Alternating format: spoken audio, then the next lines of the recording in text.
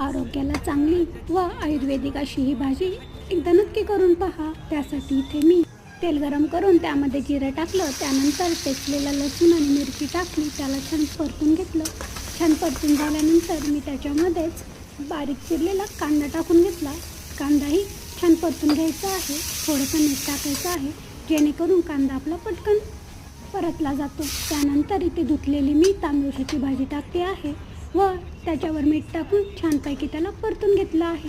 आपल्याला थोड्या वेळासाठीच त्याला परतून घ्यायचं आहे। त्यानंतर त्याला छानपैकी पाणी सुटतं व त्या पाण्यामध्येच भाजी छान शिजली जाते। तांदूळाची भाजी आपल्या आरोग्यासाठी खूप छान असते, त्यामुळे सगळ्यांनी ही भाजी नक्की खायला पाहिजे।